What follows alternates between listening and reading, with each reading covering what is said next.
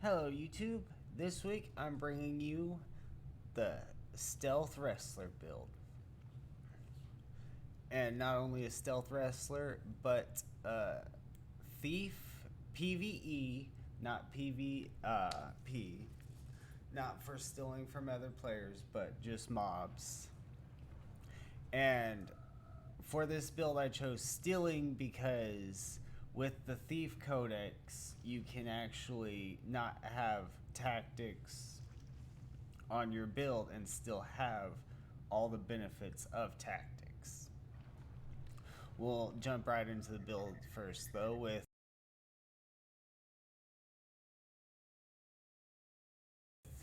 80 wrestling because you don't need to be as accurate when making backstab attacks because backstab attacks automatically gain accuracy. And especially after you have shadow aspect, I believe it's 2.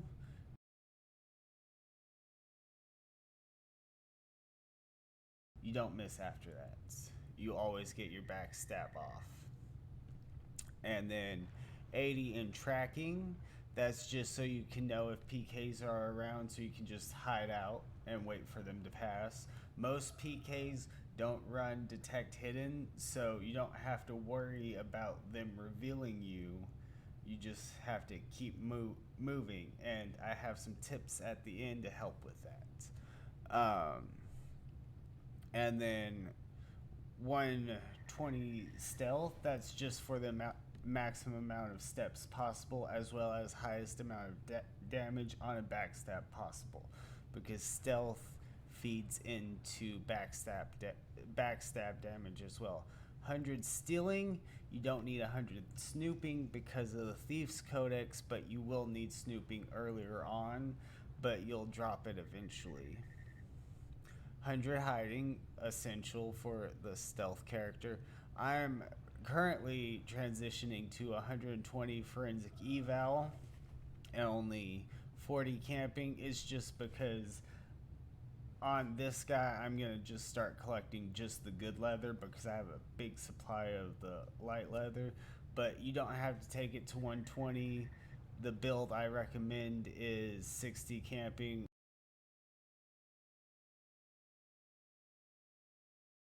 100 100 forensic eval, and then 80 arms lore. And that's just because with wrestling and arms lore combined you get a lot of hinders, and those hinders allow you to get the space so you can re-hide on the harder mobs. When you re-hide on the when you hinder them, that gives you the chance to get that space. Also, arms lore gives you disarm, which gives you higher damage. Next, I chose stealing because Thieves Codex. With Shadow Hands, you don't need snooping. With Ruffian, you don't need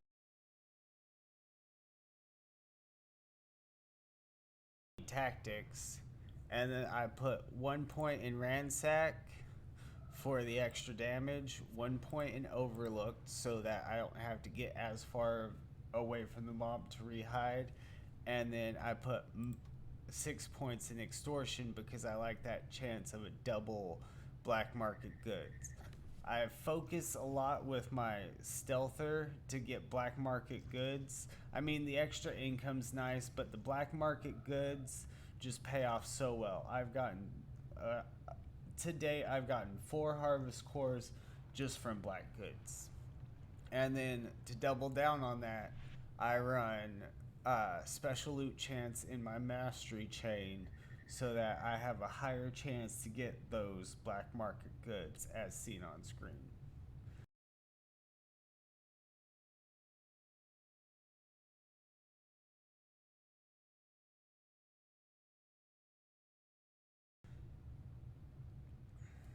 And then, of course, backstab damage as well. I haven't invested as much money into his chain as I have Sunshine's chain, um, but he got the leftover of the special loot links, and then backstab damage is what I could afford on him right now. Um, And then also, you have a choice of gray hand or red hand. If you're going to be farming off the beaten path like this, I recommend going red hand because it gives you better chances of better black market goods instead of the extremely common you might get the very common.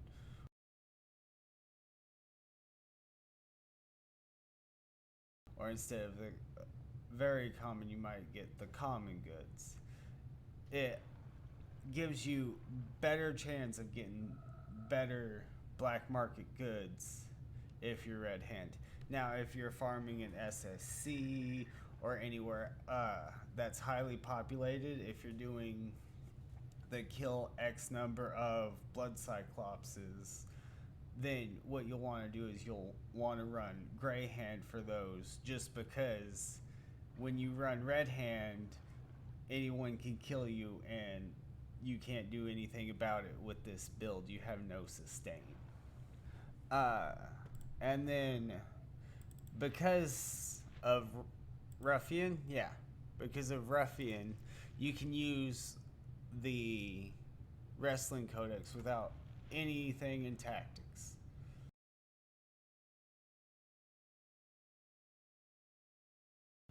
As you can see, 0 tactics. Well, 24 because of what I'm running, but nothing in tactics. However, I can use the book.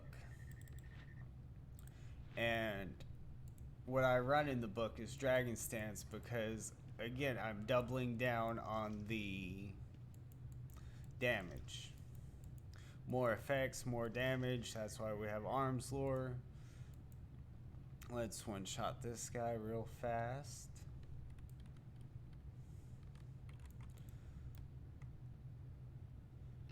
And then immediately hide.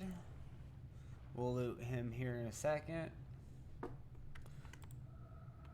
Got almost 300 gold just for having stealing in my build. Now, when you go up to a mob, you want to wait for it to say you feel comfortable. You will automatically stealth one out steps before attacking, because that way, once you get your attack off, you can hide again. And now, another good trick, like I said, teach you some tricks, is whenever you get the stealth message, make sure you automatically move right away. That way, it automatically starts refreshing your stealth time. Your steps, because now I technically have 43 steps that I can just walk. So if a PK comes right now, it's really hard to find me with just tracking, because by the time you find the arrow, I will have already moved because I have 45 steps. I can just walk around for days. And then another thing you have to utilize as a stealther is, oh, I procced.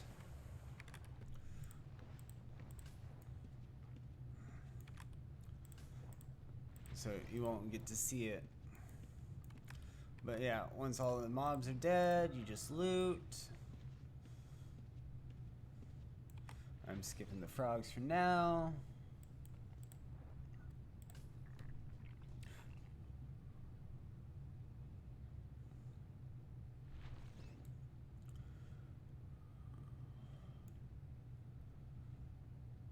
Also, I automatically use hamstring because with this build, you're not going to be fighting PvP, so you don't have to save it, and you're more likely to hit the subsequent hits versus your targets if you have them hammied. Because again, you only have 80 wrestling. We're getting real lucky with stills. 3 hits, run around the pillar.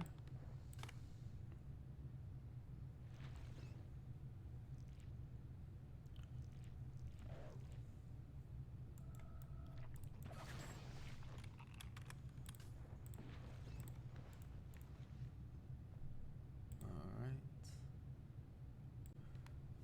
Hello, here's another little Easter egg for y'all. And this week, it's Ossuary Lantern.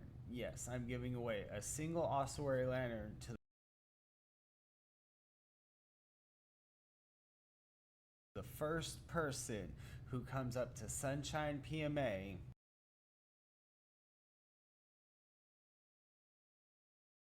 and says, "Nice stealth wrestler build." Now, I will start posting shorts with the winners of all these Easter eggs so that you'll know it's been claimed. So if you haven't seen a shorts by me over whatever it is I'm supposed to have given away, then you still have a chance to just walk up to Sunshine PMA and say, "Hey, nice stealth wrestler build," or one of the other phrases, and I'll just hand you what it's supposed to be. Of course, I'm going to record it real fast so I can make a short out of it, but it's yours. Also, if I get to 100 subs, I'm going to start doing some live streaming of UO Outlands. Thank y'all for the support, and please drop a like.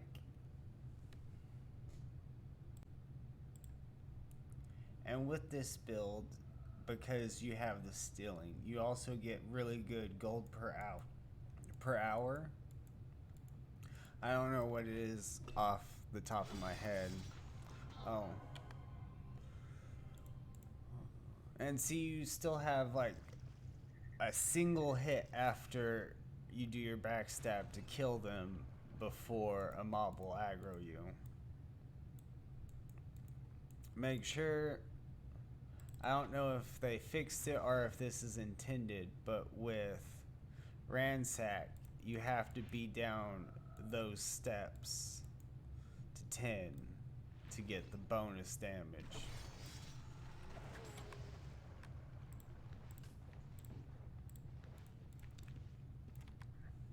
Even though 15 is greater than 10, it says you have to have 10.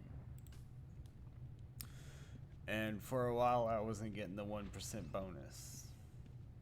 But as far as I've seen now, that's changed. Let's see here. I feel like there were other things to say.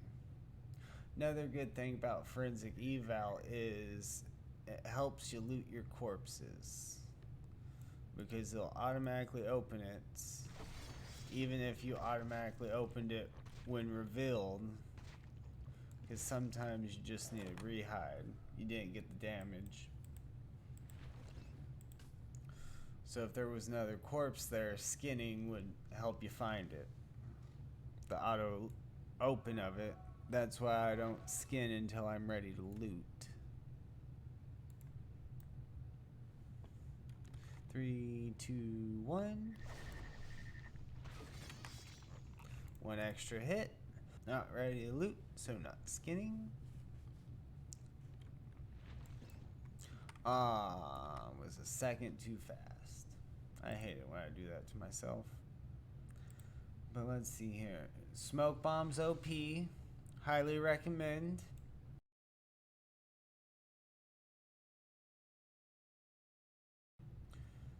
Especially versus harder mobs. And you could adventurer's rope away, but it was hammied, so you didn't need to. Plus you did a high damage. But versus harder creatures, you'd want to adventurer's rope away if you take a lot of damage.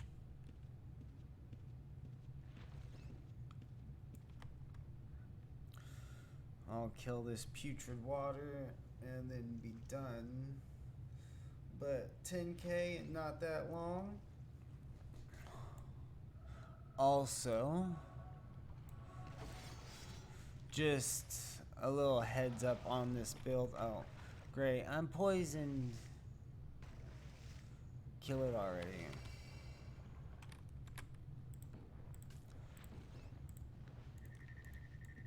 Alright. Now some editing magic, and I have other things to show you. This is just a quick breakdown of the cost. It's going to be a little over $500,000 for startup cost, and that's if you have all 20 skill balls. If you don't have all 20 skill balls already, it's actually going to be 835,000 to get started. But you don't need to start there.